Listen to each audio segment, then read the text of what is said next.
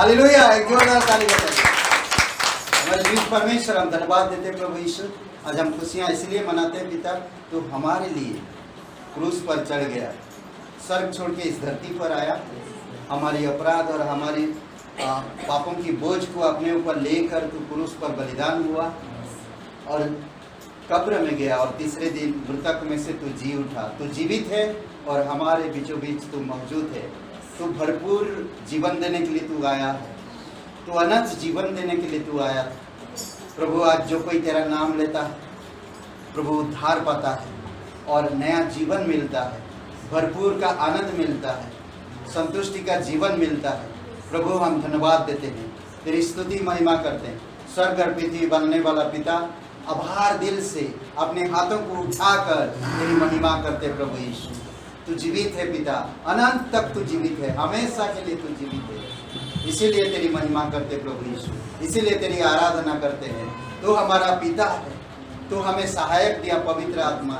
हे यीशु, सारे आराधना, सारे विनती और सारे महिमा तुझे मिले। धन्यवाद देते पिता। जय जय नाम यीशु नाम, गाऊं मैं सुबह शाम।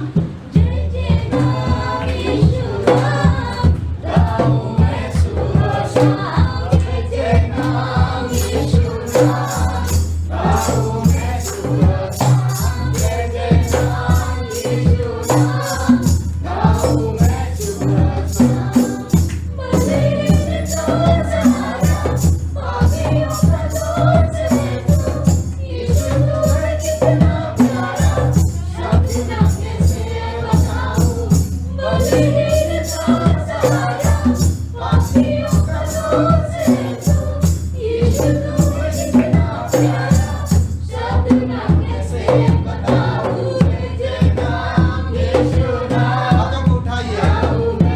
धन्यवाद प्रभु यीशु। हाँ पिता, तू हमारा बल है, तू हमारा शक्ति है, तू हमारा उद्धार है, तू हमारा मुक्ति है। यीशु नाम गाऊं मैं सुबह शाम, जय जय नाम यीशु नाम गाऊं मैं सुबह शाम। तुझे बुला रहूं तो अमृत बरसाऊं मैं, गाऊं तेरी जय सदा को, तुझसा बन जाऊं मैं।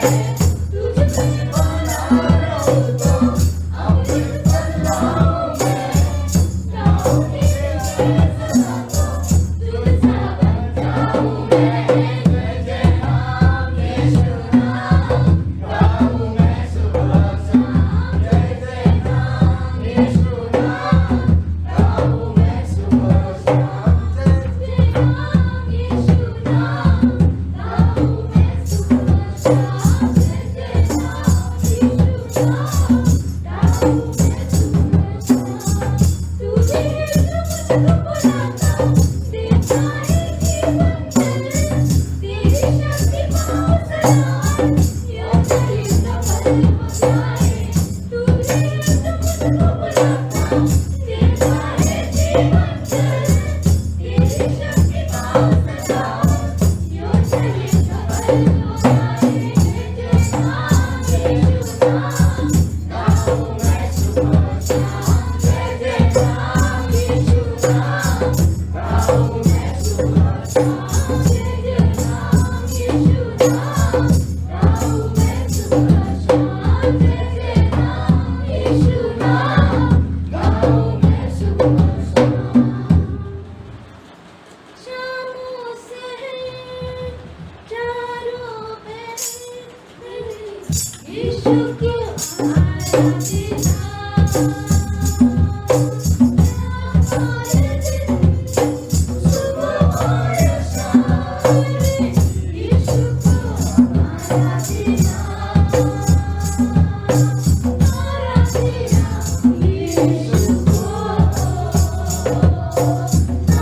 आराधना यीशु को, आराधना यीशु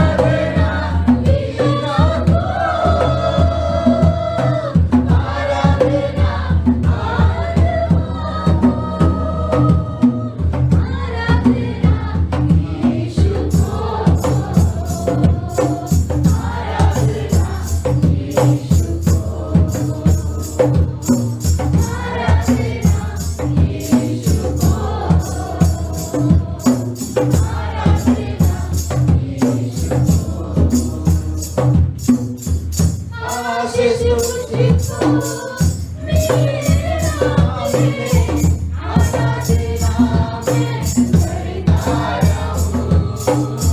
चंगाई मुझको मेरा मिले, आराधना में करता रहूं।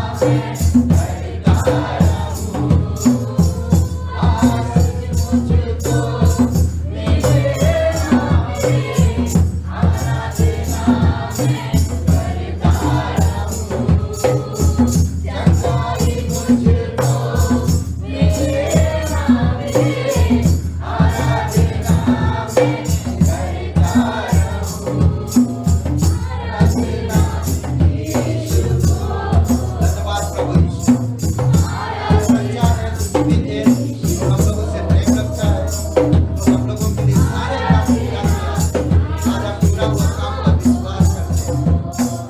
मेरा मिले, आराधना में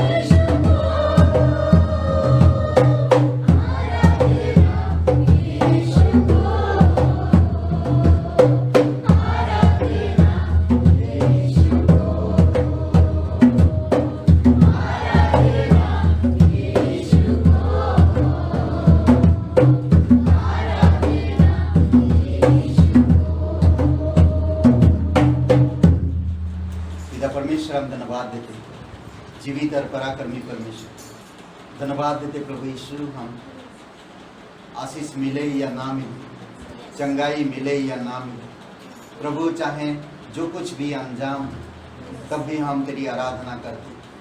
सुबह शाम हर पहर प्रभु तेरी आराधना करते हैं, क्योंकि हम आपसे प्यार करते हैं। आप हम लोगों के लिए स्वर्ग छोड़ा, क्रूस पर अपना जीवन दिया, कब्र में से बाहर आया और स्वर्ग में आज विराजमान है। आज हम तेरी उपस्थिति में खड़े हैं प्रभु यीशु। हमारे हृदय से, हमारे मनों से, हमारे विचारों से आज आप बातें करो पिता। हम इसीलिए आए पिता कि आज हम कुछ आपसे कुछ सुने और आपसे कुछ सीखे प्रभु यीशु। आप हमें सिखाओ पिता, हमारे जीवन को हर दिन जो रोजमर्रा जीवन में प्रभु तेरे सामर्थ्य को हम व्यवहार में ला सके। आप मदद करो प्रभु यीशु। धन्यवाद देते हैं, तेरी स्तुति महिमा करते हैं। फिर से हम अपने हाथों को उठाकर तेरी आराधना करते हैं और तेरी महिमा करते प्रभु यीशु। धन्यवाद देते हैं, यीशु नासरी के नाम से मांगते हैं, आमीन।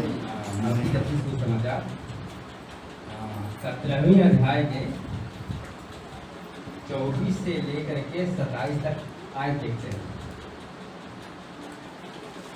मत्ती रचित सुसमाचार 17वें अध्याय की 24 से लेकर के 27वें तक।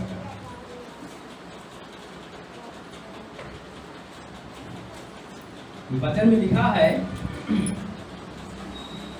जब वे कफरनहूम पहुंचे तो मंदिर का कर लेने वालों ने पतरस के पास आकर पूछा, क्या तुम्हारा गुरु मंदिर का कर नहीं देता? उसने कहा, हाँ देता है।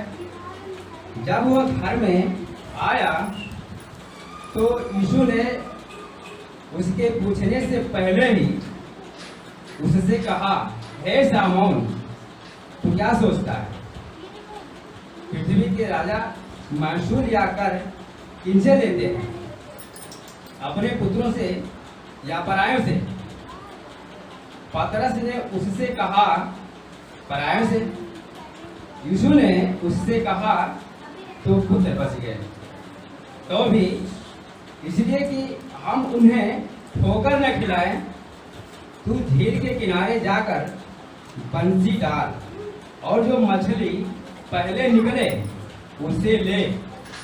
उसका मुंह खोलने पर तुझे एक सिक्का मिलेगा, उसी को लेकर मेरे और अपने बदले उन्हें दे देना।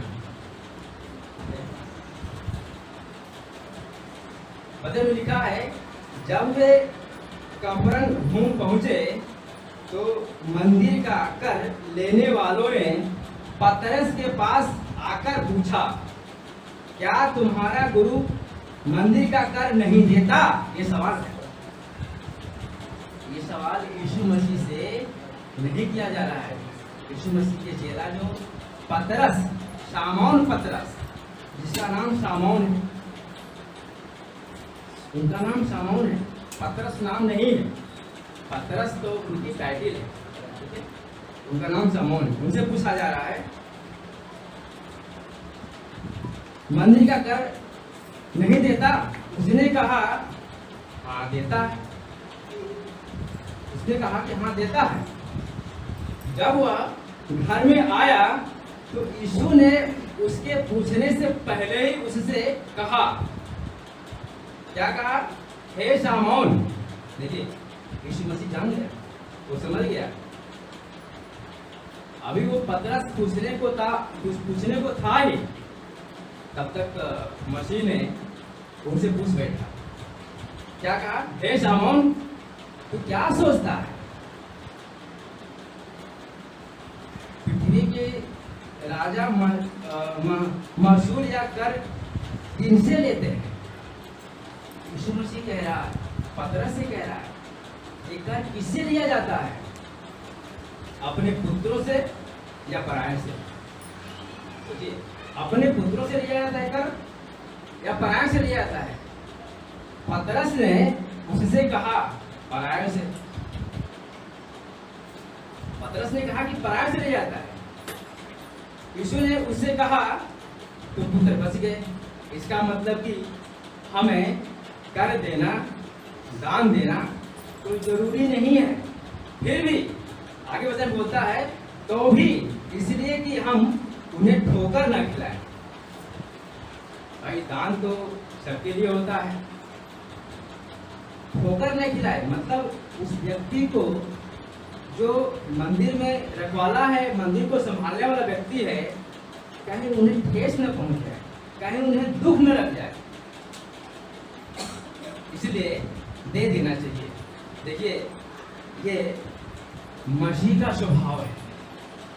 एक मसीह व्यक्ति का एक स्वभाव होता है कि हमें दे देना चाहिए। यीशु मसीह संसार में आया था देने के लिए, वो लेने के लिए नहीं आया।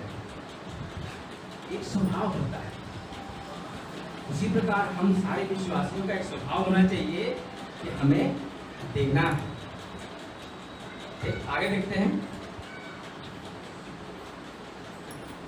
तो भी इसलिए कि हम उन्हें ठोकर न खिलाए, तो झील के किनारे जाकर बंसी डाल। झील के किनारे जाकर बंसी डाल, और जो मछली पहले निकले उसे ले। उसका मुंह खोलने पर तुझे एक सिक्का मिलेगा। उसी को लेकर मेरे और अपने बदले उन्हें दे देना।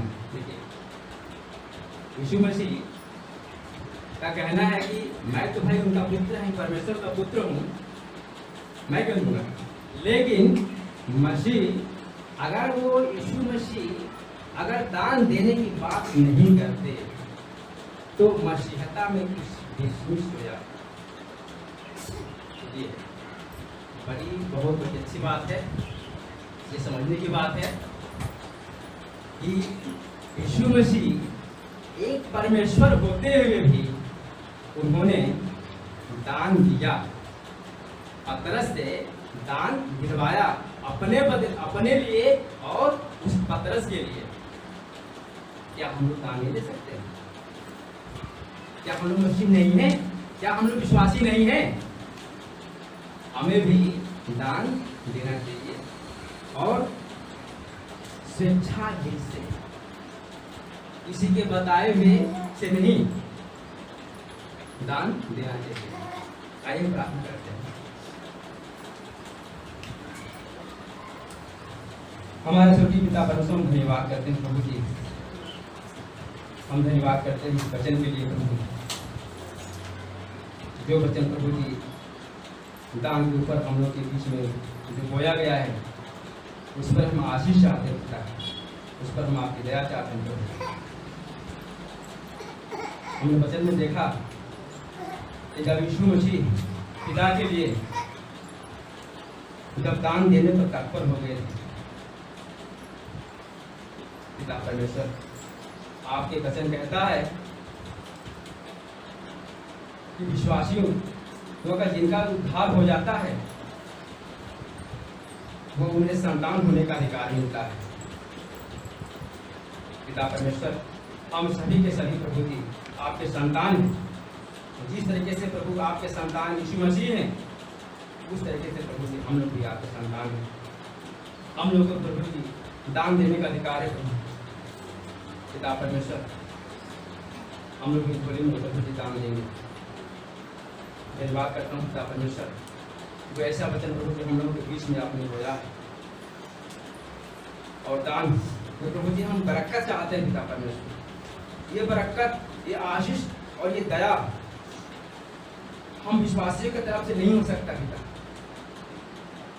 ये सब प्रभु जी आपकी तरफ से पिता परमेश्वर, आपकी इच्छा के अनुसार है। हम धन्यवाद करते हैं इस वचन के लिए, बहुत धन्यवाद करते हैं, समय के लिए धन्यवाद करते हैं पिता परमेश्वर। जो समय आपने दिया, जो वचन प्रभु जी आपने दिया, हम धन्यवाद करते हैं।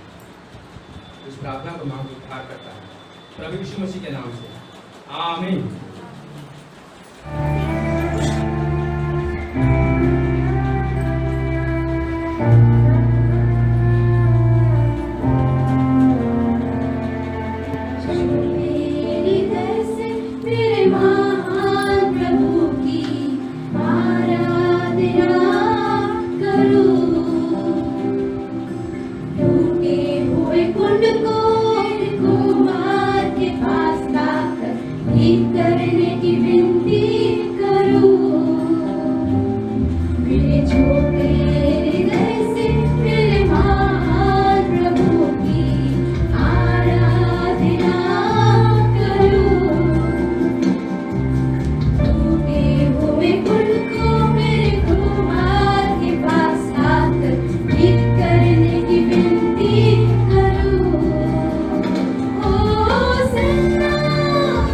Oh,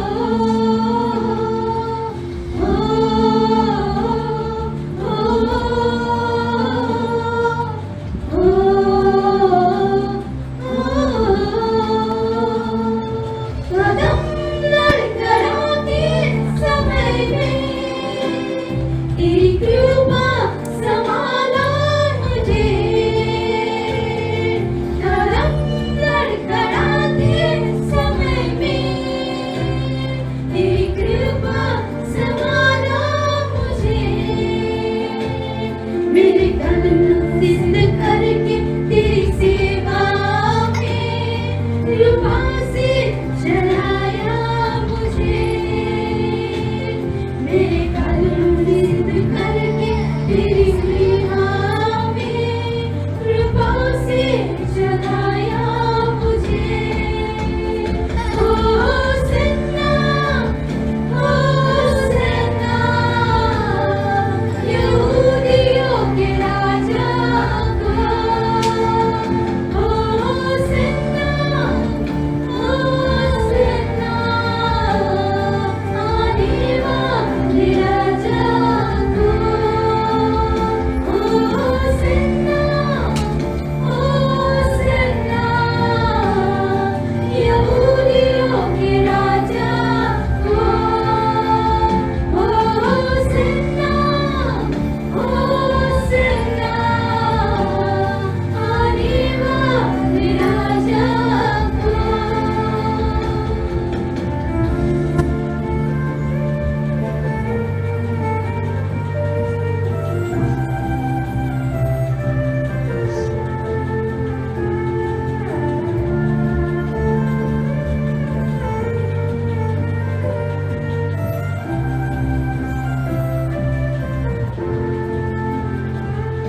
इस संसार की यात्रा में मेरे जीवन का सपना है। इस संसार की यात्रा में मेरे जीवन का सपना है। मेरी अंतिम सांस जाने तक तेरे नाम को प्रकाशित करूं। मेरी अंतिम सांस जाने तक तेरे नाम को प्रकाशित करूं। Hosanna, Hosanna, Hosanna, Hosanna, Hosanna, Hosanna, Hosanna, Hosanna, Hosanna, Hosanna, Hosanna, Hosanna, Hosanna, Hosanna, Hosanna, Hosanna, Hosanna, Hosanna, यहूदियों के राजा का। होसन्ना, होसन्ना, आने वाले राजा का। होसन्ना, होसन्ना, यहूदियों के राजा का। होसन्ना, होसन्ना, आने वाले राजा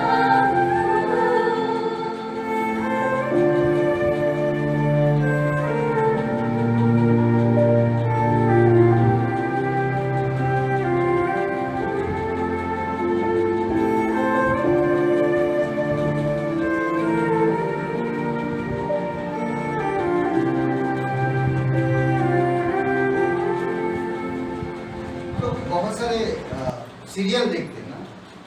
सीरियल का मोरल क्या होता है?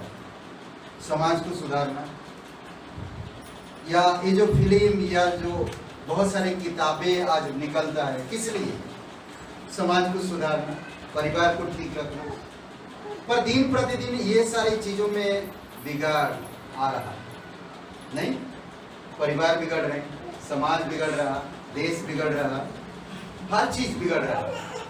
हर एक इंसान उस चीज को कोशिश कर रहा सुधारने का, पर सुधार नहीं पा रहा, सब कुछ बिगड़ रहा है। ऐसा क्यों है? ऐसा एक ही कारण, जानते हैं क्यों? वो अपनी तरीके से सुधारने की कोशिश कर रहे हैं। कोई भी चाहे वो टीवी सीरियल हो, चाहे वो किताबें हो, चाहे वो किसी क्या बोलते कि एनजीओ हो, हर कोई अपनी तरीका से सुधारना चाहता। कोई इंसान परमेश्वर की तरीके से सुधारना नहीं चाहता। जो इंसान परमेश्वर के तरीके से कुछ चीजों को लाना चाहता और परिवार में देना चाहता, तो वो परिवार खुशहाल होगा। तो इसीलिए जो परमेश्वर करता है उसको हम ना बिगाड़े और ना हम उसको अलग करें। इसलिए बहुत इम्पोर्टेंट, बहुत जरूरी है कि हमको समझना। साथी सदा के ना। ओके, चलते हैं। आज कोई पढ़ी है पहला कुरिन्थियों का 13 अध्याय 1 से 13 वचन। ओके, पहला कुरिन्थियों का 13 अध्याय 1 से 13 वचन कोई पढ़ी है आज तेजी से। और मैं माइक दे रहा हूँ, प्रवीण जी पढ़े।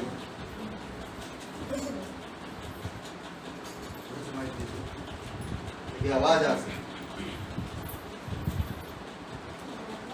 यदि मैं मनुष्यों और स्वर्गदूतों की बोलियां बोलूं और प्रेम न रखूं, तो मैं ठनठनाता हुआ पीतल और झंझनाती हुई झांझ हूं। और यदि मैं भविष्यवाणी कर सकूं और सब भेदों और सब प्रकार के ज्ञान को समझूं, और मुझे यहाँ तक पूरा विश्वास हो कि मैं पहाड़ों को हटा दूं, परंतु प्रेम न रखूं, तो मैं कुछ भी नहीं। यदि मैं अपनी संपूर्ण संपत्ति कंगालों को खिला दूं या अपनी देह जलाने के लिए दे दूं और प्रेम न रखूं, तो मुझे कुछ भी लाभ नहीं। प्रेम धीरजवंत है और कृपालु है। प्रेम नहीं करता, प्रेम अपनी बड़ाई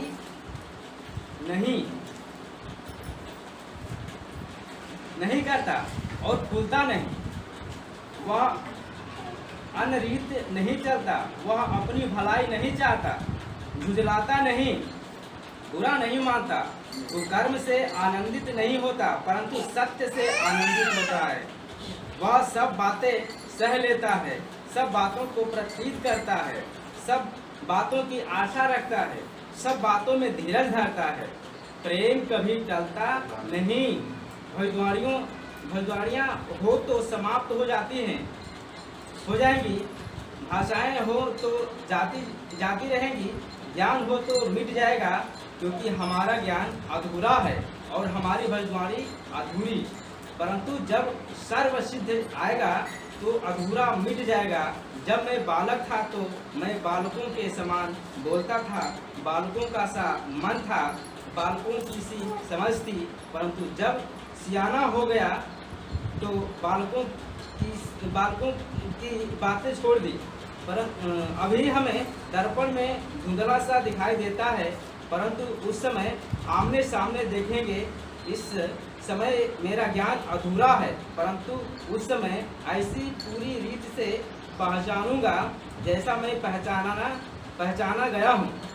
पर अब विश्वास, आशा, प्रेम ये तीनों अस्थायी हैं, पर इनमें सबसे बड़ा प्रेम है।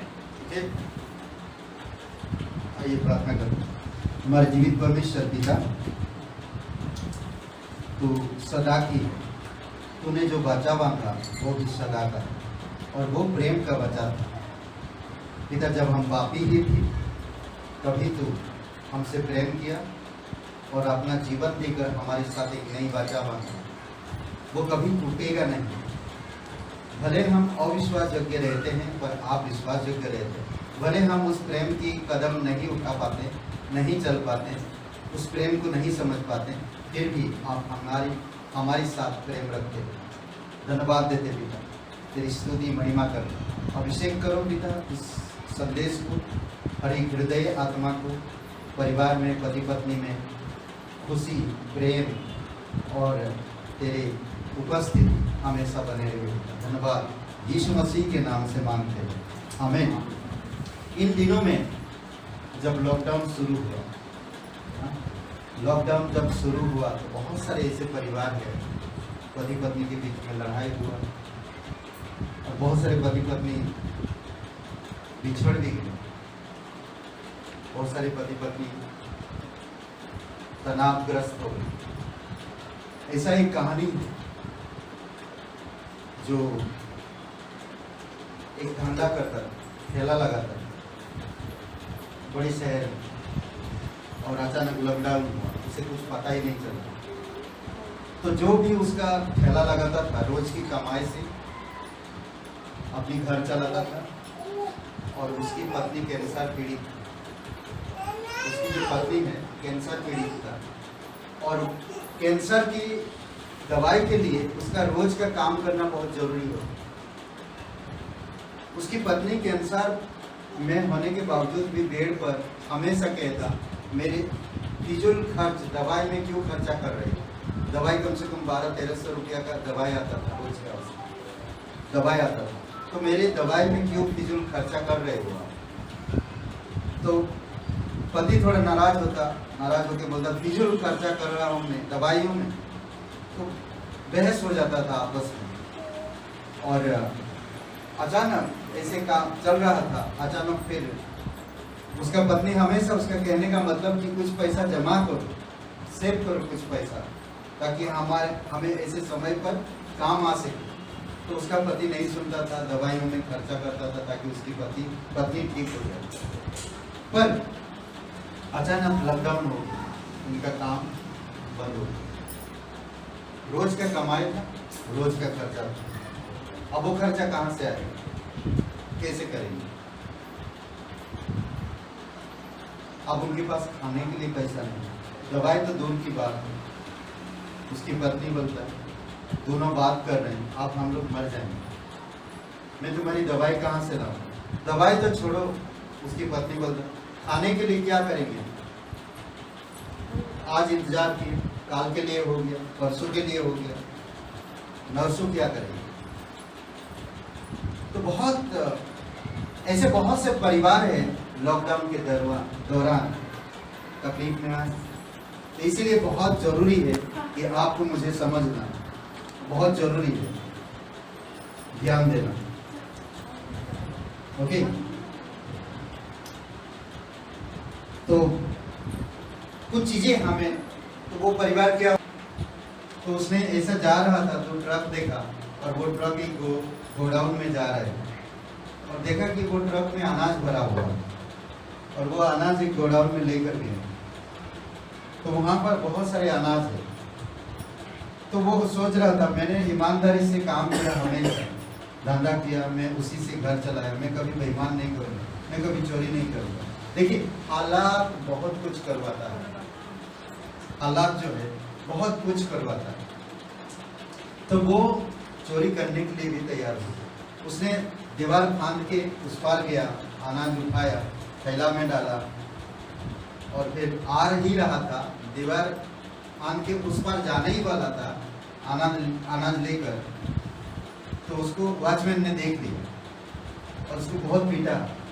वो चिल्ला रहा, मैं चोर नहीं हूँ भाई, मैं चोर नहीं। तो उसने अपनी कहानी बताई, मेरी पत्नी कैंसर में है, दवाई के लिए इलाज में, दवाई तो छोड़िए कि खाने के लिए पैसे नहीं, अनाज के लिए मैं 2 बार लाइन लगाया, पर दोनों दिन अनाज खत्म हो गया। मैं इधर देखा अनाज, इसीलिए मैं फांद के आ गया अनाज लेकर जाने के लिए। तो फिर उसमें से एक वॉचमैन ने, 3-4 वॉचमैन में एक वॉचमैन ने कहा कि भाई हम भी गरीब हैं, और हम तुम्हारी दुख भरे कहानी को सुना, और तुम अनाज ले जा सकते हो, और अभी ये गेट से जाओगा, द्वार फांद के जाने की जरूरत नहीं। तो हालात बहुत कुछ कर सकता है। तो इसीलिए हालात को मत देखो, परमेश्वर को देखो। परमेश्वर सच्चा है, परमेश्वर विश्वास योग्य है, परमेश्वर परिवार बनाता है। समझ रहे? कुछ बातें ध्यान दीजिए।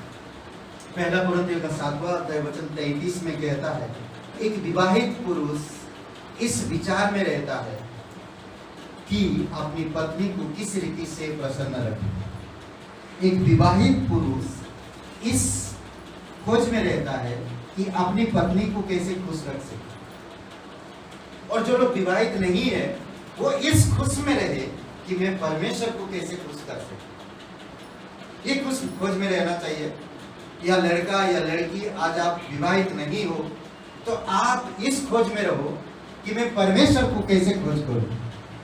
पति की खोज में या पत्नी की खोज में मत रहो।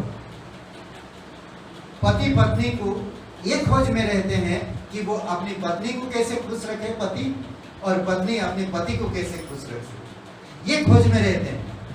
उनके पास टाइम उसमें चला जाता है, वो परमेश्वर की खोज में नहीं। अगर आप विवाहित नहीं है तो आज आपके पास मौका है ना परमेश्वर को खुश करने के लिए। हवा को ना तो आदम के कपाल से बनाया गया था और ना ही पैर की, क्या बोलते हैं, कपाल की हड्डी से रचा गया, और ना ही चरणों की हड्डी से, लेकिन कहां से? पसुली से। पसुली से उसको निकाला गया। कौन? हवा। कौन था? हवा वो स्त्री है जो इस दुनिया का पहली स्त्री, आदि माता है हमारी, हम सभी। वो आदि माता, आदम की पत्नी। आदम शब्द से आदमी आते हैं, हवा उसकी पत्नी परमेश्वर ने उसके पास लेकर आया। तो उसको कहां से बनाया? पसली से। ना तो चरणों की नीचे से और ना ही कपाल की हड्डी से, सिर्फ पसली से। तो इसीलिए मलाकी का 2:14 में कहता है पत्नी को पति की संगीनी कहा गया है। इसीलिए पत्नी को पति की संगीनी कहा गया है। समझ रहे? मलाकी 2:14 में बहुत जरूरी है ये बातों को समझना। छोटी छोटी बातें हैं, कई बार हम बाइबल की वचनों को ध्यान नहीं देते और उसके अनुसार हम लोग नहीं करते। अगर उसके अनुसार हम लोग नहीं करेंगे तो हमारे जीवन उथल पुथल होगा। पति पत्नी में तनाव, लड़ाई, घटी कमी, प्रेम कम, कमियां निकालेंगे, खानदान की कमियां निकालेंगे पति पत्नी, तो कई सारी चीजें होता है। तो इसीलिए हमें सावधान रहना, परमेश्वर की क्रम को देखना, परमेश्वर किस क्रम से काम करता है परिवार में, पति पत्नी के बीच में। ओके, प्यार समय की मांग करता है। समझ रहे हैं? प्यार जो है समय की मांग करता है। जीवन साथी को एक साथ उत्कृष्ट समय बिताना चाहिए। जीवन साथी, पति पत्नी को एक साथ उत्साहपूर्वक समय बिताना चाहिए। ऐसा नहीं वो समय बिताया तो मैं तुम्हारी कमी निकालूं, तुम मेरी कमी निकालो, नहीं। कमियां अगर हम निकालने लगे तो पति पत्नी नहीं रहेगी। समझ रहे हैं? इसलिए हमें सावधान रहना। पति पत्नी को एक उत्कृष्ट समय निकालने की जरूरत है। पति काम पे जाता, पत्नी घर पे, पति काम पे, पत्नी घर पे, पति काम पे, पत्नी घर पे, पति काम पे, पत्नी घर पे। सालों साल चलते जा रहा। ना तो कभी पत्नी को कुछ एक रेस्टोरेंट में लेकर गया, ना तो कभी बगीचा में लेकर गया, और जब भी लेकर गया रिश्तेदारों की महल में। रिश्तेदारों की महल में लेकर जाने का मतलब जानते हैं? दिखाना अपने आप, मैं अपनी पत्नी को कितना अच्छा से संभालूंगा। नहीं, कई बार ऐसा बहुत सारी जगहों पर होता है। उसको सोना चांदी दे दिया, बढ़िया कपड़ा दे दिया, तुम पहनो, आज उनके बर्थडे पार्टी में चलते हैं, उनकी आज शादी में चलते हैं, और वहां पर पत्नी बस सजाए है और मैं लेकर पेश करता है। वाह, वो अभिराम उसकी पत्नी को कितना प्यार करता है, कितना प्यार करता है। सोना चांदी कितना क्या क्या चीज दिया उसको। ये कैसा होता है सोचिए। पर पति पत्नी कहीं बगीचा में जाना चाहिए, आदम के जैसा, आदम के बगीचा में परमेश्वर रखा है, बगीचा में जाना चाहिए, कभी एक रेस्टोरेंट में जाना चाहिए भोजन करने के लिए। कभी कभी पत्नी के लिए खर्चा करो ना, 100,000 रुपया 1200 रुपया खर्चा करो, एक साथ हम भोजन करें। ये याददाश्त रहे, कुछ चीजें रहे, आपस में प्रेम बढ़े। कहीं एक ऐसे एकांत में जाना चाहिए पति पत्नी को, कोई विदेश में जाना चाहिए पति पत्नी को। बच्चों को छोड़िए, मेरे मजाक कर रहा हूँ, लॉकडाउन। ओके, यह समझ रहे तो होना चाहिए ऐसा। समझ रहे? बहुत सारे ऐसे चीजें हैं जो हम लोग कर सकते हैं। ओके, यह वही समय व्यधि होती है, समय या व्यधि, समय या बंधी होती है, समय या बंधी होती है, समझ रहे? बंधी होती है, कुछ समय को बंधना चाहिए हमें भी ना, करना चाहिए। और होती है जब वो भावनात्मक और कुछ चीजों को विकसित करते हैं, अंदर से कुछ चीजों को विकसित करते हैं, तो ये अद्भुत समय होता है, यादगार रहता है और आपस में प्रेम और खुशी बढ़ता है और बहुत सुंदर जीवन होता है। जीवन साथी को एक दूसरे के साथ समय बिताने में असफल होते हैं, इसीलिए उनकी विवाह रूपी नैया डूब जाती है। जीवन साथी को, पति पत्नी को आपस में समय निकालने में असफल होते हैं, इसी कारण से उनकी जो विवाहित जीवन की जो नैया बढ़ जाती है, डूब जाती है। समझ रहे कहने का मतलब? समझ रहे? हाँ, पति पत्नी को हमेशा समय निकालना चाहिए। कभी भी पति पत्नी को जब समय निकालते तो कमियां मत निकालो। तुम्हारे अंदर ये कमी है, तुम यार कभी अच्छा भोजन बना के नहीं दिए, तुम्हारे माँ बाप कभी सिखाया नहीं किया, है ना? कमी है। तो ये सब चीजें समय जब निकाल, आप दोनों को परमेश्वर ने जोड़ा है, परमेश्वर ने तैयार किया है, परमेश्वर आप लोगों को एक उदाहरण, एक गवाह बनाना चाहता है इस समाज में, इस संसार में। तो आपका जीवन एक अलग हो। भले हम लोग मेहनत कर रहे हैं, भले हमारे पास कुछ नहीं है, भले हमारे पास वो चीजें नहीं उपलब्ध जो हम दूसरों को उन चीजों के द्वारा प्रेरित कर सके, नहीं, हमें परमेश्वर की आत्मा ही प्रेरित कर सकता, और उस आत्मा की सामर्थ्य से आप दूसरों को प्रेरित कर सकते। समझ रहे? एक दूसरे पर समय निकालना बहुत जरूरी है। दूसरी बात, मित्र एक दूसरे से इसलिए प्यार नहीं करते कि वे सिद्ध है। ओके, इसीलिए प्यार करते मित्र का प्यार जो होती है एक दूसरे से, इसलिए वो प्यार नहीं करते कि वो सिद्ध है, इसलिए वो प्यार करते हैं क्योंकि एक दूसरे की कमियों के बावजूद भी प्यार करते हैं, इसलिए मित्र को बना रहता है। उसकी कमियों के बावजूद भी वो प्यार करते हैं, उसके कमियों के बावजूद भी वो प्यार करते हैं। ये मित्र है। अगर यीशु मसीह हमारे कमियों को निकालते हैं तो हमारे लिए क्रूस पर कभी नहीं बनते। हमारे पास बहुत सारे कमियां थी, फिर भी पहला कदम यीशु मसीह प्रेम का आगे बढ़ाया, प्रेम का जो कदम है आगे बढ़ाया, और वो प्रेम का कदम हमें एक नया जीवन दिया और हमारे पापों को माफ किया, हमारी कमियों को ढांक दिया। प्रेम हमेशा, मैं बता रहा हूँ, ध्यान दीजिए, ठीक है? कमियों के बावजूद भी प्यार करते हैं। फ्रेंड जो होते हैं, दोस्त होते हैं, आपस में कमियों के बावजूद भी प्यार करते हैं। हमें कमियां निकालने लगे रोज किसी ना किसी के प्रति, तो हम उनको कैसे सिखाएंगे, कैसे बढ़ाएंगे? अगर मैं मेरी पत्नी की कमियां निकालूंगी या निकालूंगा तो कैसे होगी? सोचिए, तो मेरी पत्नी भी मेरा कमियां निकाले तो फिर ऐसा सिलसिला चलते रहेगा।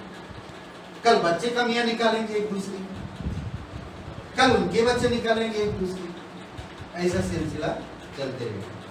कमियां का निकालते पति पत्नी के बीच में जो प्रेम भरा संबंध खत्म हो जाता है, टूट जाता है, असफल होते हैं, शादी शुदा जीवन व्यर्थ हो जाता है, फिर समाज में गंदगी फैलती है, परिवार में तनाव ग्रस्त हो जाता है।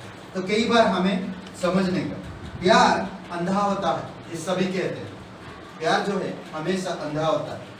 प्यार कभी कोई चीज देखता नहीं, अंधा होता है। वाकई में परमेश्वर की वचन में क्या कहते हैं? अभी जो हम लोग वचन पढ़ा,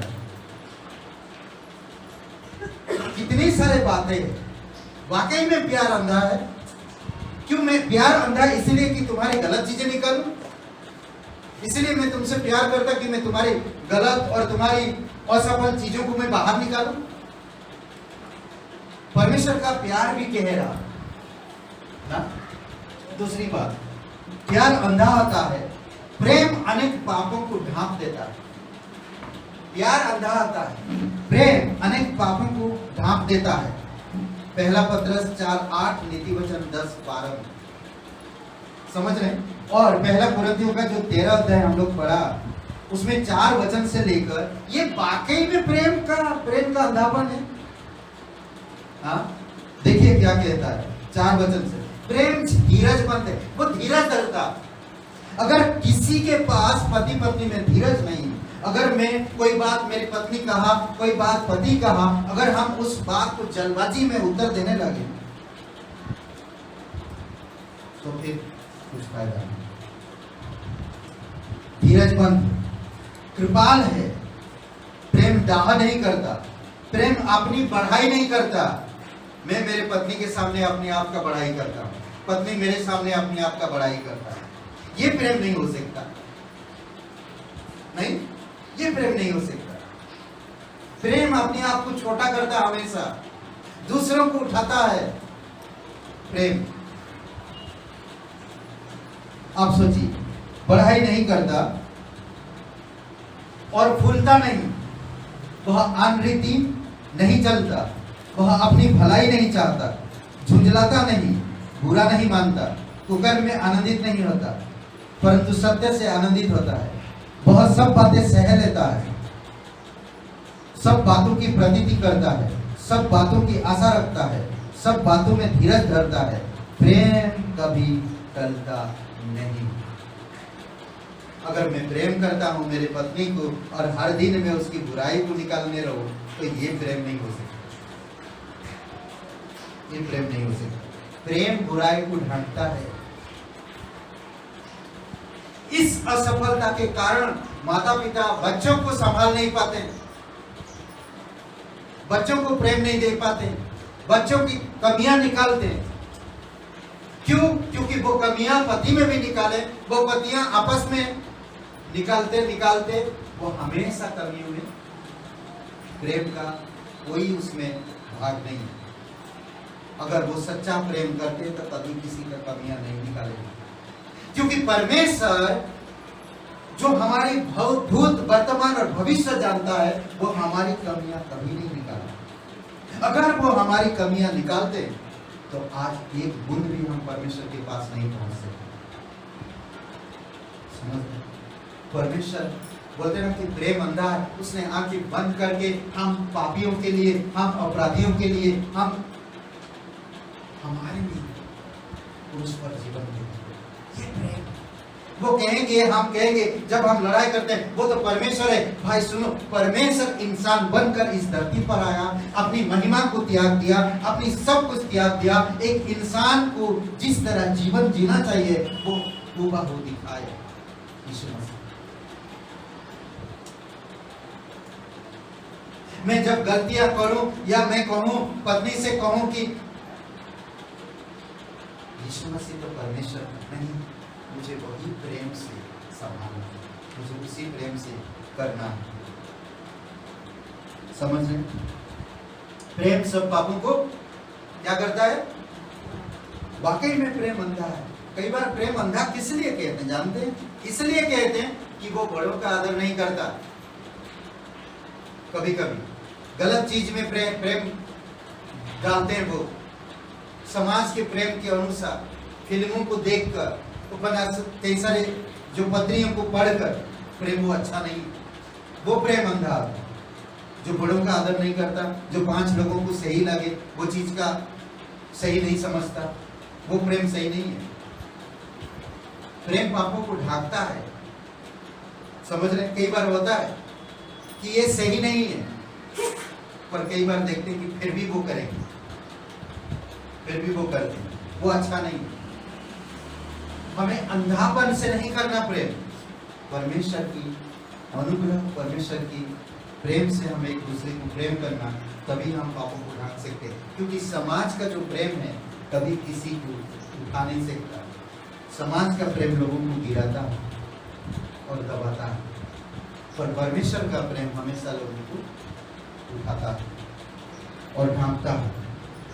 ओके, एक पति या पत्नी जो हमेशा एक दूसरे की गलतियां निकालते रहते हैं, वे प्रेम की परिभाषा को क्या कर बैठे हैं?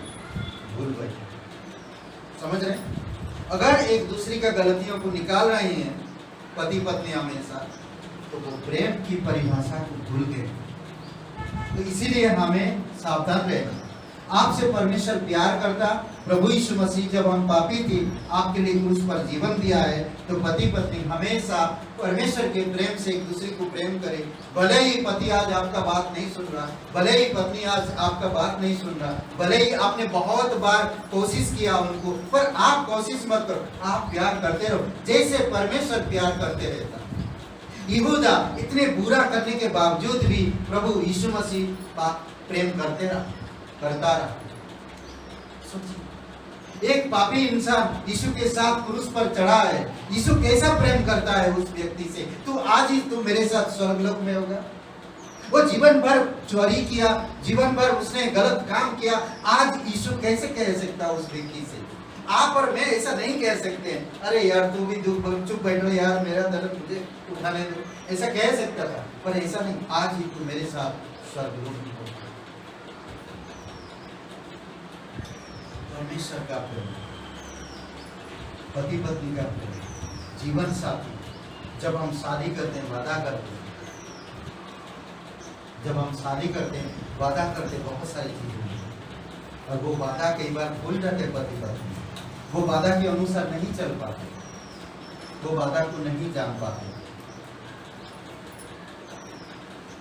याद नहीं रख पाते। उसी प्रकार हम लोग परमेश्वर के प्रेम को भी कई बार एक दूसरे के अंदर अगर कमियां निकालने लगे तो हम परमेश्वर के प्रेम को भूल गए। एक कहानी में बताता हूँ, देखिए ये एक पति पत्नी और उनका एक बेटा है, काफी उम्र हो चुका था और बेटा छोटा था, उनको काफी एजेड के बाद उनका संतान हुआ था और पत्नी मर गई। अब पति है तो बहुत सारे लोग जब उनकी रिश्तेदार सारे उस पति की पत्नी को जब क्या बोलते कि कब्रिस्तान बहुत लोग आते हैं, विजिटिंग में आए थे, मतलब मिट्टी देने आए थे, मिट्टी देने आए थे। तो उस समय बहुत सारे लोग आए थे और उसको कहे कि अब आप दूसरा भी शादी कर लेना चाहिए। तो उन्होंने कहा कि परमेश्वर मुझे एक बहुत बड़ा वरदान दिया, मेरा बेटा ये परमेश्वर का वरदान है, मैं इस बेटे को बढ़ाऊंगा और इसी के सहारे में जीऊंगा। बेटा को पढ़ाया लिखाया, बहुत बड़ा एक आदमी बनाया, बहुत समझदार और सज्जन व्यक्ति बन गया उसका बेटा, और शादी भी कराया ठीक समय पर, सब चीजें हो गई। और एक दिन बेटा और बहू और तीनों लोग घर में, और एक दिन वो पति ने बेटा मतलब कि पिताजी ने कहा कि बहू मुझे एक कटोरा दही चाहिए। तो बहू ने बोला कि मेरे दही खत्म हो गया पिताजी, आप नहीं है। तो बोले ठीक है कोई बात नहीं। तो जब उसका पति खाना खाने टेबल पे बैठा, पिताजी खा के हो गया, तो देखा कि दही एक कटोरा है और उसकी पत्नी ने झूठ बोला, उसके पिताजी को दिया नहीं। तो उसने क्या किया, उसने कहा, कुछ भी नहीं कहा, देखा मेरी पत्नी पिताजी को दिया नहीं, पिताजी को खाने का इच्छा था दही और दिया नहीं, उसने कुछ भी नहीं कहा पत्नी से। उसने दूसरे दिन शाम को पिताजी को एकांत में बैठ के कहा, पिताजी आपको दूसरी शादी कर लेना चाहिए। बेटा कह रहा, ध्यान दीजिए, दूसरी शादी कर लेना चाहिए। बोलते इस उम्र में तो क्या कह रहा है, तुझे अभी मैं तो तुझे माँ का प्यार और बाप का प्यार दोनों दिया मैं, फिर भी तुझे माँ की प्यार चाहिए क्या? तो बोलता पिताजी नहीं, मुझे माँ का प्यार नहीं चाहिए और ना मुझे माँ चाहिए, पर आपको एक जीवन साथी चाहिए जो आपकी छोटी छोटी चीजों में ध्यान रख सके। सोचिए कितना बड़े बात था ये, मुझे दिल को छुआ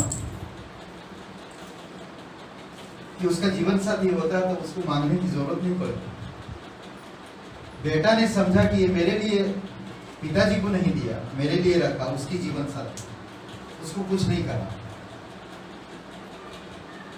सोचिए, और कहा कि पिताजी मैं और मेरी पत्नी हम किराए पे मकान पे रहेंगे और आपके पास एक मैं मैनेजर के तहत ना एक नौकर के तहत मैं जॉब करूंगा आपके पास, मुझे सैलरी मिलेगा और मैं उसी के हिसाब से घर चलाऊंगा। एक कटोरा दही का कीमत क्या होता वो भी मैं पत्नी को समझाना चाहता हूँ, मेरी पत्नी को बताना चाहता हूँ। तो सब चीजें मिलता है, कभी कभी पति पत्नी नहीं समझ पाते उन चीजों को। तो ये अद्भुत चीजें हैं जो परिवार में दिखता है। कई बार छोटी छोटी गलतियों को माफ नहीं कर पाते, लड़ाई कर बैठते हैं, जाके मायके में बैठ जाते हैं। कुछ चीजों में हमें माफ करना चाहिए। कई बार बोलते हैं कि प्रेम से भी बढ़कर क्षमा होती है। प्रेम को मैं कैसे दर्शाऊंगा? क्षमा कर, माफ कर। हाँ, पहला पत्रस का 4:8 नहीं समझ रहे? ढांकना, प्रेम को अनुदत्त रूप में नहीं देना चाहिए। मतलब कि किस तरह से? शब्दों से नहीं करना चाहिए प्रेम।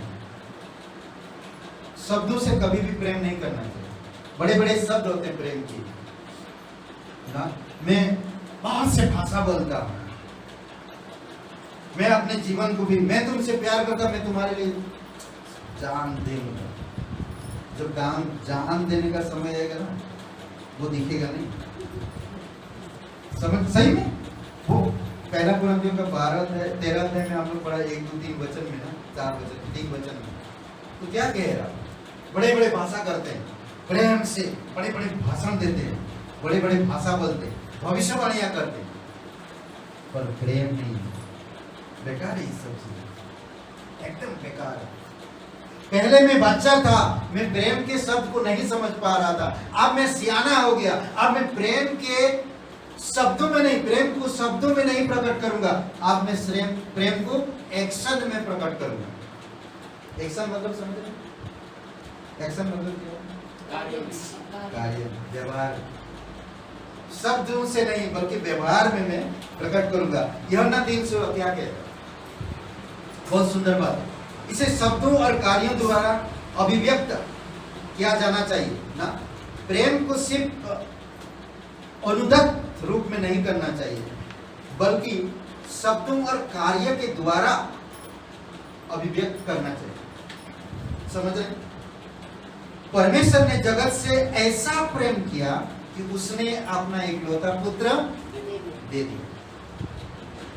ऐसा प्रेम किया जगत से, उसने अपना इकलौता पुत्र दे दिया। अद्भुत बात। हे पतियों, इफिसियों का 5वां अध्याय वचन 25 में, हे पतियों अपनी अपनी पत्नी से प्रेम करो, जैसा मसीह ने भी कलीसिया से प्रेम किया और अपने आप को उसके लिए दे दिया। अद्भुत है नहीं? यीशु मसीह कलीसिया से प्रेम किया, यीशु मसीह के द्वारा, यीशु मसीह कलीसिया का नींव है। ये कलीसिया को यीशु मसीह स्थापित किया, और इस कलीसिया को कैसे स्थापित किया? अपना जीवन दिया। आज भी कलीसिया है और ये हमेशा रहेगा। अद्भुत है, समझ रहे? अपना जीवन देकर इस कलीसिया को स्थापित किया। इफिसियों का 5:25। आपने पति या पत्नी के प्रति अपने प्रेम को शब्दों और कार्य द्वारा दर्शाई। दोनों चीज, शब्द भी हो मैं तुमसे प्रेम करता हूं, और कार्य के द्वारा भी दिखाओ कि मैं तुमसे प्रेम करता हूं। कार्य के द्वारा भी ना। संसार में ऐसा कोई नहीं जिसे उपहार पसंद ना हो। ऐसा कोई है संसार में जो गिफ्ट पसंद ना हो? हर किसी को गिफ्ट पसंद है ना? गिफ्ट पसंद है नहीं? सब किसी को ना गिफ्ट पसंद है कि नहीं? पत्नी इंतजार है, कल मेरा जन्मदिन है या शादी का वर्षगांठ है ना, क्या बोलते वर्षगांठ बोलते है ना, तो इंतजार है पति कुछ अच्छा गिफ्ट लेकर आएगा, बड़ा खुश शानदार ही अंदर मालूम बड़ा नहीं लगा खुश, तो खाना बराबर नहीं दे देख रहा पति, सोच रहे इसको कुछ पड़ी नहीं, पत्नी बार बार देख रहा उसके तरफ, पति के तरफ, बढ़िया बढ़िया खाना लेकर आ रहा, बढ़िया बढ़िया खिला रहा, मीठे मीठे बातें कर रहा, पति के देख रहा क्या हो रहा है, कुछ भी पड़ी इस शादी का याद है क्या, मेरा जन्मदिन याद है क्या। हर किसी को गिफ्ट पसंद है, जन्मदिन और विवाह की वर्षगांठ स्मरण रखें और आपस में एक दूसरे को गिफ्ट किया करें, एक उसमें कुछ चीजें स्मरण आता है और स्मरण रहता है। कई बार मालूम पड़ा पति पत्नी के जन्मदिन भूल, शादी जब हुआ पति इतना व्यस्त है कि शादी की वर्षगांठ भूल गया, पत्नी भूल गया, तो क्या फायदा, ना गिफ्ट दे रहे ना कुछ, मालूम पड़ा दूसरा व्यक्ति आ रहा, अरे शादी मुबारक हो, आज शादी का दिन था ना आप लोग का, तो बोलते अरे यार आज क्या करूं, मेरी पत्नी है, उसको याद होगा क्या नहीं होगा पता, मुझे लगता है वो भी भूल गई होगी, ऐसा हम लोग कभी कभी सोचते हैं। ओके आगे बढ़ते हैं। गिफ्ट देना चाहिए शादी की विवाह की जो सालगिरह पर और जन्मदिन पर, और कुछ कुछ यादगार बनाना चाहिए पति पत्नी को। श्रेष्ठ गीत की जो पुस्तक है, ये पुस्तक प्राथमिक उद्देश्य पति पत्नी के मध्य विशुद्ध प्रेम के बारे में, श्रेष्ठ गीत का जो किताब है, पति पत्नी को समय समय पर इस किताब को पढ़ना चाहिए। ये शुद्ध विशुद्ध प्रेम के बारे में बात करता है, ओके, विषय में सिखाता, प्रेम के विषय में सिखाता है। यदि पति पत्नी उसे व्यक्तिगत रूप से समय समय पर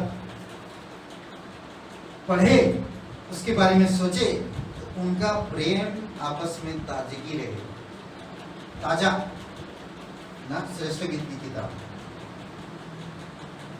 और उनका जीवन प्रेम भरा रहे, ताजा रहेंगे वो लोग और प्रेम भरा रहे, आपस में प्रेम कर।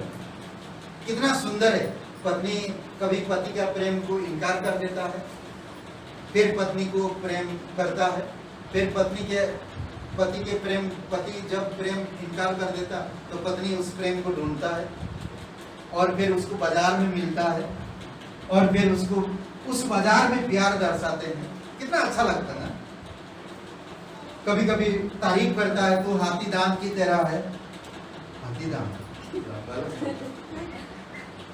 सोचिए ना, कभी ऐसा पति तारीफ किया, हाथी दांत की तरह तू दिखती है ना, जंगल की फूल की तरह तू दिखती है, अरे गुलाब के फूल की तरह कहो, जंगल की फूल की तरह बता रहे, कई सारे बातें उसमें मिलता है, समझ रहे, सुंदर है वो, पढ़िएगा, बीच बीच में पति पत्नी को पढ़ना चाहिए और समझना चाहिए। उसमें एक बातें भी बहुत अच्छा लगता है, जो प्रेम मृत्यु के तुल्य भी सामर्थ्य है। मृत्यु कभी किसी को बख्शता नहीं ना, कभी बख्शता है मृत्यु, प्रेम भी वैसा है, मृत्यु से भी सामर्थ्य है, समझ रहे, मेरा भी एक नाम है, एक बात ओके। श्रेष्ठ गीत 86 मतलब 8 का 6, 86 श्रेष्ठ गीत 8 का 6, प्रेम मृत्यु से भी क्या है, सामर्थ्य है, समझ रहे, कितना अद्भुत है। ओके, साथी, जीवन साथी या साथी विवाह पूर्वे, विवाह से पहले प्रेम पत्र का आदान प्रदान करते हैं, नहीं, प्रेम पत्र का, प्रेम पत्र आजकल तो नहीं होता, आजकल व्हाट्सएप चलता है, आजकल व्हाट्सएप चलता है, ओके, पहले था आप प्रेम पत्र आदान प्रदान करते हैं। समय बीतने के साथ साथ ऐसे अभिव्यक्ति को क्या हो जाता है, पहले बोलते हैं कि व्हाट्सएप में इतनी चैट करते थे, आपस में बात करते करते मैं तुमको बॉक्सर की तरह डिसम ऐसा दिखाते ना, उधर से दीदी कई सारे कुछ कार्टून डालते, कई सारे चीजें कार्टून डालते आपस में। शादी से पहले ये सब हो रहा, किधर जाता शादी के बाद कुछ समय बाद, ये आपस में चैटिंग ही नहीं रहती। सही में पहले इतना चैटिंग करते थे, घिसम ढासम, तो बिल्ली है ये देख ना, ऐसा तू बोल तू गधा है ना, कैसा कैसा चैटिंग करते थे। उस समय में भी पत्र पर पत्र दिया जाता था, ये पत्र भेज रहे, वो पत्र भेज रहा, ये पत्र भेज रहे, वो पत्र भेज रहा। मैं तुम्हें बहुत मिस कर रहा हूँ, ये मेरा आखिरी पत्र नहीं है, इसके बाद हम दोनों मिलन हो जाएगा, हम एक बंधन हो जाएंगे, हम घर में एक साथ रहेंगे, हम हाथ पकड़ के हम रोड पे चलेंगे। अरे मेरे चाचा देख लिया तो, नहीं नहीं कोई बात नहीं, हम तो पति पत्नी हो जाएंगे ना। कई सारी बातें लिखती हैं, फिर कुछ समय बाद वो बातें, वो पत्र किधर जाता, दिखता नहीं, खत्म नहीं। अभी क्या है, मैं तभी तुम्हें पहले कभी समझा ही नहीं, अगर मैं उस समय समझ लेता तो आज ये दिन नहीं देखता। तुम इतना गंदा आदमी है, तुम इतना गंदी हो, तुम इतना बेकार औरत हो, तुम इतना बेकार आदमी हो, ये आदमी। व्हाट्सएप तो मैसेज ही नहीं जा रहा, पति का फोन नहीं आता, पत्नी का फोन नहीं, मैं नहीं करूंगा, वो पहले कर देखूंगा करता क्या नहीं। बहुत बोलता मैं प्यार करता हूँ, प्यार करता हूँ, आज इंतजार करूंगा फोन करता क्या नहीं। अगर आज नहीं किया तो मैं जिंदगी भर नहीं करूंगा उसके साथ। ये पति समझ रहे हैं? तो बाइबल में पति पत्नी के बीच में नौकरी और सरकारी कभी नहीं आना चाहिए। बाइबल में एक क्रम है, समझ रहे? बाइबल में परमेश्वर एक क्रम दिया, उस क्रम के आधार पर पति पत्नी होना चाहिए। ये पहला तीमुथियुस 3:5। परमेश्वर फर्स्ट, पति पत्नी के बीच में परमेश्वर होना जरूरी है, पहला स्थान। दूसरा है परिवार, बहुत जरूरी है। तीसरा है कार्य या सरकार। समझ रहे? पति पत्नी के बीच में हमेशा परमेश्वर फर्स्ट होना चाहिए। इसीलिए हमारे गृहग्रस्त कलीसिया कहता हमेशा एक विश्वासी से शादी करे। इसीलिए अविश्वासी से कभी नाता मत रखो। समझ रहे? क्योंकि कल उनके बीच में परमेश्वर प्राथमिकता नहीं हुई, कल उनके बीच में और कोई प्राथमिकता हो। इसीलिए परमेश्वर कहता है, ओके, जीवन साथी के माता पिता को भी बीच में नहीं होनी चाहिए। जीवन साथी के, ना पति के माता पिता बीच में होनी चाहिए और ना पत्नी के माता पिता बीच में होनी चाहिए। इस संसार में कोई मां होने के पूर्व ही परमेश्वर ने कहा था, मां होने से पहले, ओके, परमेश्वर ने कहा था पुरुष अपनी माता पिता को छोड़कर अपनी पत्नी से मिला रहेगा। उत्पत्ति का 2 अध्याय वचन 24 में पुरुष अपनी माता पिता को छोड़कर अपनी पत्नी से मिला रहेगा। हे पुरुष सुनो, अपनी माता पिता को दुख मत दो और उनका देखभाल करो। छोड़ने का मतलब वो नहीं कि आप बंटवारा करके निकाला, ये बात नहीं कह रहा, ठीक है। आज बहुत सारे लोग ये गलत फहमी में रहते, अरे बाइबल कहता है माता पिता को छोड़ना है तो हम लोग वही बाइबल यीशु को फॉलो नहीं करेंगे, बाइबल नहीं पढ़ेंगे। ऐसा नहीं है। बाइबल क्लियर करता है कि माता पिता को छोड़ने का मतलब है कि उनका देखभाल नहीं करना, उनसे जायदाद या रिश्ता तोड़ के नहीं निकाला, नहीं, बल्कि उनको एक जगह पे रखो ताकि वो फ्रीडम में रह सके, आप फ्रीडम में रह सके, पति पत्नी सास बहू में लड़ाई ना हो और बीच में कोई ना आए। ये खूबसूरत समय होगा, खूबसूरत चीजें होगा। और दूसरी बात कहता है उसमें कि उनका देखभाल करो, हफ्ता में 1 बार 2 बार जाकर मिलो, पति पत्नी साथ में जाकर उनको प्यार दो, एक बार उनके साथ भोजन करो। हमारे पास्टर लोग करते हैं ना, मैं पास्टर काल के जीवन को देखें, हफ्ता में 1 बार उनके माता पिता को जाकर मिलते थे, उनके साथ भोजन करते थे, उनके साथ समय बिताते थे, उनके साथ बातचीत करते थे। उस समय सेवकाई की बात सेवकाई नहीं होती, सिर्फ उनके साथ समय बिताते। ये पास्टर के जीवन में देखें हम, पास्टर काल के जीवन में। ओके, और सिर्फ पुरुष ही नहीं, ठीक इसी प्रकार से एक पत्नी के लिए भी उसकी पति उसके पिता के घर से अधिक महत्वपूर्ण हो। पत्नी के लिए, ये तो पति के लिए कहा था, ये पत्नी के लिए भी पति का घर उसका महत्वपूर्ण हो। एक पत्नी का कभी भी शादी के बाद मुझे माँ से पिता से सलाह नहीं लेना, मुझे पति से सलाह लेकर मुझे काम चलाना। मेरा पति जो बोलेगा मुझे वो करना, मेरे पिता जो बोलेगा वो नहीं करना, मेरे माँ जो बोल रहा वो नहीं करना।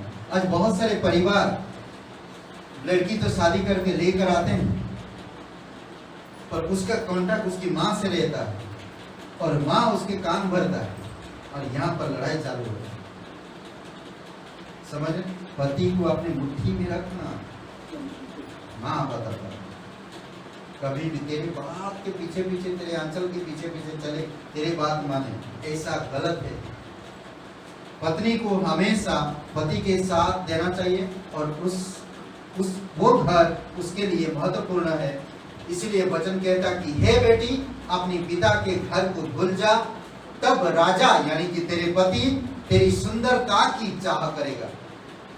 अगर मैं मायके नहीं भूलूंगा तो मेरा पति मुझे भूल जाएगा। समझ रहे? तो इसीलिए बहुत इंपॉर्टेंट है, जब शादी हो जाता पति अपनी माता पिता से अलग होकर एक जगह पे रहते हैं, पत्नी अपनी माता पिता को छोड़कर अपनी पति के साथ अलग रहते। भजन संहिता 45, ये पत्नी के लिए ना, अपने पिता के घर को भूल जा, तब राजा यानी कि तेरा पति तेरी सुंदरता की चाह करेगा। भजन संहिता 45, 10 और 11 वचन। ओके, मैं बंद करने से पहले कुछ बातें और, 2-3 बातें। पति पत्नी को अपने बच्चों से भी अधिक प्यार नहीं होना चाहिए, बच्चों से भी ज्यादा प्यार नहीं होना चाहिए। अगर मैं कहता हूं कि तुमसे ज्यादा मैं बच्चों से प्यार करता तो गलत है। पति से पत्नी एक दूसरे से प्यार ज्यादा हो। अगर पत्नी बच्चों से ज्यादा प्यार करता, पति से कम, तो ये गलत सिद्धांत। और पति को भी पत्नी से ज्यादा प्यार करना चाहिए बच्चों से, ये सही सिद्धांत। बच्चों को ज्यादा प्यार नहीं करना चाहिए, पत्नी से ज्यादा बच्चों को प्यार नहीं करना चाहिए। कई बार होता देखेंगे, आप तो हो या ना हो, मेरे बच्चे हैं, मैं जी लूंगा, पत्नी कह रही। सोचिए, ये नहीं होना चाहिए, ये कभी नहीं होना चाहिए। इसलिए बहुत जरूरी है ऐसा मत हो। पति पत्नी जीवन साथी है। कल बच्चा का शादी होगा, आप बुढ़ी हो जाओगे, बच्चा बोला निकल घर से, अभी तो क्या करो? आपका जीवन साथी आपके साथ हमेशा रहेगा। इसीलिए कई बार गलतियां होती है, गलतियों को माफ करो। ये मत कहो कि मैं बच्चों से प्यार करता, तुझे प्यार नहीं करता। आपकी दोनों की ही तो प्रेम से बच्चे आए। आज बच्चे के वजह से पति या पत्नी को छोड़ देना, ये अच्छी बात नहीं है। इसीलिए सावधान रहो और आपस में प्रेम को बरकरार रखो। बूढ़े तक आपका प्रेम फीका नहीं होगा और भी बढ़ता है उम्र बने तक। क्यों? क्योंकि आपके प्रेम में, पति पत्नी के प्रेम कौन है? परमेश्वर प्राथमिक है। ओके, इसका एक अच्छा उदाहरण है। एक बोलते ना, क्या बोलते, ये उदाहरण बहुत अच्छा है, मुझे बहुत अच्छा लगता है उदाहरण। एक प्रोत्साहन भरा उदाहरण है, एक उत्साह भरा उदाहरण है। एल्काना है जिसने अपनी दुखी पत्नी से पूछा, क्या पूछता है? क्या मैं तेरे लिए 10 पुत्रों से बढ़कर नहीं हूं? पत्नी को कह रहा पति, तू क्यों दुखी होती है बच्चों के लिए? तू क्यों दुखी होती है बच्चे के लिए? वो बांस, बच्चे नहीं।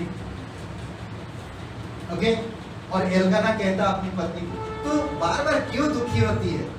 क्या मैं तेरा पति 10 बच्चों के बराबर नहीं हूं?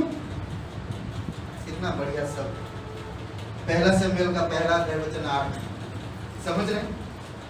तो ध्यान दीजिए, हमेशा पति पत्नी का प्यार 3 चीज, परमेश्वर है बीच में, प्राथमिकता परमेश्वर है, फिर परिवार, पति पत्नी, फिर काम। ओके, शब्द जो मुझे आदम की उस पहले विवाह में, शब्द जो मुझे, ये शायरी है, शायरी मैं बता रहा, सॉरी इस शायरी को मैंने नहीं बनाया पर मैं किसी से चुराया। अच्छा है शायरी, चुराना चाहिए, ठीक है। बोले ये पास्टर जी चोर है, शायरी चुराते हैं। आपके लिए चुराऊंगा मैं, क्योंकि आपका जीवन मजबूत हो परमेश्वर में। ओके, शब्द जो मुझे आदम के उस पहले विवाह में, वे पहले आशीष वचन आज तक ना खत्म हुई। पहला जो शादी का ब्लेसिंग परमेश्वर ने आदम और हवा को दिया, वो आज तक खत्म नहीं हुआ। आज भी वो आशीष है, अगर हम परमेश्वर की प्रेम को समझे तो। साथी थोड़ी थी, हाँ? क्या है? साथी थोड़े की, क्या आप लोग शीर्षक में बोल रहा हूं, आप लोग बोल ही नहीं रहे। साथी सदा के लिए, मैं तो देख रहा आप लोग सो रही है जाग रहे, वाकई में आप लोग सो रहे हैं। कविता बोल रहे हो गया ना कभी, वो शायरी हो गया है। आप लोग किधर है, समझ में नहीं है। शायरी हो गया, शायरी 2 लाइन था, 10 लाइन नहीं होता शायरी। शायरी 2 लाइन था। क्या जो आदम की बगीचा में जो ब्लेसिंग गूंजा था, वो आज तक गूंज रहा, वो हो गया, इतना ही था। मैं तो घूम फिर के टॉपिक में आया, आप लोग सो रहे हैं, जाने नहीं, अब मैं क्या करूं। वो शायरी ये था, शब्द जो गूंजे आदम के उस पहले विवाह में, वे पहले आशीष वचन आज तक ना खत्म हुए। ये हो गया।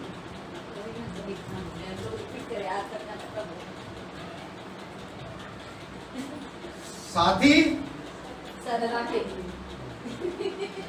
थोड़ा के लिए, साथी सदा के लिए। जीवन साथी एक दूसरे को जो मददगार मिलता है और किसी से नहीं मिल सकता। इसीलिए जीवन साथी को कभी गलत नजर में मत देखो। गलतियां हर किसी के पास है, गलतियों को ढांकना सोचो। परमेश्वर आपके साथ किया, परमेश्वर मेरे साथ किया, परमेश्वर सबके साथ करता है। प्रेम पापों को, बुराइयों को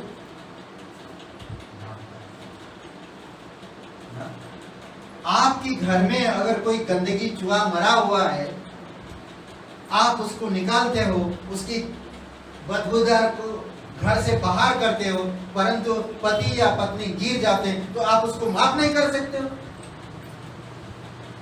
हमें करना सीखना चाहिए। जब आप ये करोगे तब आप अनुग्रह से और प्रेम से जीवन को दिखाओगे। अगर आप ऐसा नहीं करोगे तो आप प्रेम और अनुग्रह को दिखा नहीं पाओगे। समझ रहे? मैं दया करूंगा नहीं तो मैं दयावंत कहलाऊंगा, ऐसा है नहीं। मैं दया करता रहूंगा तभी मैं दयावंत कहलाऊंगा। मैं अनुग्रह करता रहूंगा तभी मैं अनुग्रह वाला व्यक्ति कहलाऊंगा। मैं प्रेम करता रहूंगा तभी लोग कहेंगे कि ये प्रेमी है, ये प्रेम करता बहुत है। ये घर से शुरुआत है। गलत लोगों को मैं माफ नहीं कर पाता क्योंकि मैं मेरी पत्नी को माफ नहीं कर पाता। मैं गलत लोगों के पास नहीं जा पाता क्योंकि मेरे पत्नी के पास या पति के पास नहीं जाता। इसीलिए आपको मुझे सावधान रहना, परमेश्वर की प्रेम से एक दूसरे को माफ करना। मैं धुंधला सा दिखाई दे रहा हूं, कई बार मैं पत्नी से लड़ जाता हूं, कई बार मैं पति से लड़ जाता हूं। मैं धुंधला सा हूं, मैं ठीक से दर्पण में नहीं देख पाता हूं। जब मेरा महिमा करने वाला प्रभु आएगा तो मैं ठीक से दिखाई दूंगा। तो इसीलिए आज मैं जितना कर सकता, मेरे पत्नी अगर कोई गलती करता है तो मैं माफ करूं, उसकी गलतियों को अपन ना करूं, किसी को शेयर ना करूं। मुझे ढांकना, कवरिंग करना, एक दूसरे को कवर करना। आदम और हवा जब पाप किया तो परमेश्वर ने क्या किया? दंड दिया उन्हें, डांटा उन्हें, मारा उन्हें नहीं, कवरिंग कर। अगर आप परमेश्वर के प्यार को समझते हो परमेश्वर का प्यार हमेशा आपको मुझे कवर करता है, वो आपको मुझे भी एक दूसरे को कवर करता है। परमेश्वर की कृपा से। साथी कभी किया सदा याद। प्यार क्या है? प्यार क्या है? प्यार क्या है? अंधा है, वैसा अंधा प्यार में मत रहो। प्रेम क्या है? पहला पत्रस 4:8 पढ़िए। प्रेम क्या है? व्यवहार क्या करता है? ढाकता है ना? पहला पत्रस, मैं रिपीट कर रहा हूं, मैं संदेश हो गया, रिपीट कर रहा हूं ताकि आप समझ पाओ ना। साथी सदा की, ओके। पति क्यों पत्नी को खुश करना चाहता है? क्योंकि वो शादीशुदा है। एक विवाहित पुरुष इस विचार में हमेशा रहता कि वो अपनी पत्नी को कैसे खुश रखे ना। पहला पत्रस का 4:8 क्या कहता है? पढ़िए जोर से कोई। सब में श्रेष्ठ बात यह है कि एक दूसरे से अधिक प्रेम रखो, क्योंकि प्रेम अनेक पापों को ढांप देता है। एक दूसरे को अधिक प्रेम करो, उनकी बुराई को मत देखो, कमियों को मत देखो। कमियों को देखोगे, बुराई को देखोगे, कभी नहीं कर पाओगे, क्योंकि शैतान चाहता है उनकी बुराई को देखो। अगर आप परमेश्वर पे प्यार करते हो तो परमेश्वर के प्रेम को देखो। मेरे अंदर कितनी बुराई था, परमेश्वर ने कहा अधिक प्रेम करो और बुराई को ना। ओके, दूसरी बात था जो शब्दों से नहीं परंतु क्या है? शब्दों का साथ साथ अभिव्यक्त भी करना, मतलब कि व्यवहार में भी, एक्शन में भी दिखाना है कि मैं आपसे प्यार करता हूं। 2 उदाहरण दिया था ना मैं, यूहन्ना का 3:16 और इफिसियों का 2:5, नहीं सॉरी 5वां अध्याय का 25 वचन। ठीक है, परमेश्वर ने जगत से प्रेम किया, क्या कर दिया? अपने बेटा दे दिया। यीशु कलीसिया से प्रेम किया, क्या कर दिया? अपना जीवन दे दिया। ये थोड़ी थोड़ी बातें ध्यान दीजिए, समझ रहे हैं? पति पत्नी के बीच में बच्चे भी अधिक प्रेम नहीं होना चाहिए, समझ रहे हैं? श्रेष्ठ गीत को बीच बीच में पढ़ना चाहिए पति पत्नी, उसमें प्रेम की विशुद्धता सिखाता, ताकि वो लोग ताजगी रह सके। आइए प्रार्थना करते हैं। ओके, और एक बातें था परमेश्वर के क्या बोलते कि आपकी पति पत्नी के बीच में नौकरी सेवकाई कभी आनी नहीं चाहिए। क्या आनी चाहिए? परमेश्वर की बाइबल की क्रम। क्या है क्रम? पति पत्नी के बीच में परमेश्वर होना जरूरी। दूसरी बात परिवार, आपस में प्रेम होना। तीसरी बात काम और सेवा। समझ रहे? पहला तीमुथियुस का 3:5 पहला तीमुथियुस। आइए प्रार्थना करते। हमारे जीवित परमेश्वर, हम धन्यवाद देते हैं, आपकी स्तुति महिमा करते हैं। स्वर्ग और पृथ्वी बनने वाला पिता, आप प्रत्येक लोगों को अभिषेक करो। यहाँ पर कोई भाई बहन है, आप ये नहीं जानते कि इस जीवन के अंत के बाद आप कहाँ अनंत बिताएंगे। परमेश्वर आपसे प्यार करता है। परमेश्वर आपको आपके लिए, आपके अपराध और गुनाहों के लिए क्रूस पर जीवन दिया। अगर आज आप विश्वास करते हैं तो आपको माफ करेगा, आपको एक नया जीवन देगा, और जब भी आप इस धरती को छोड़ेंगे तो आप स्वर्ग में रहेंगे। अगर आप विश्वास करना चाहते, अगर आप लेकिन उद्धार पाना चाहते, स्वर्ग में आना चाहते, तो आज प्रभु यीशु मसीह के नाम से आप विश्वास कर सकते हैं। सबकी सर झुकी हुई, सबकी आंखें बंद है।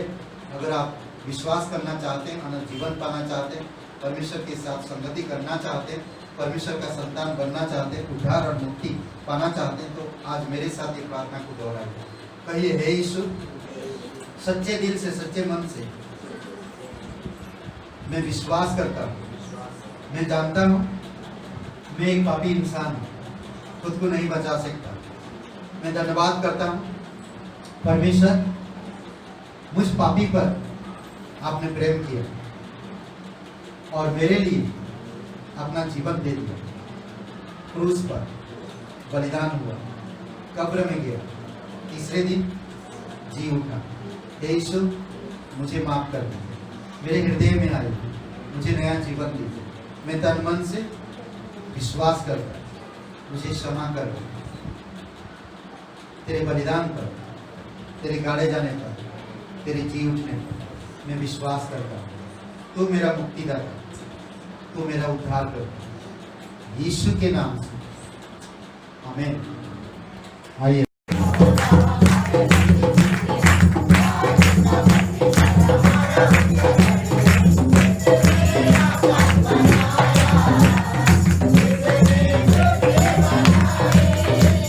Yes, sir.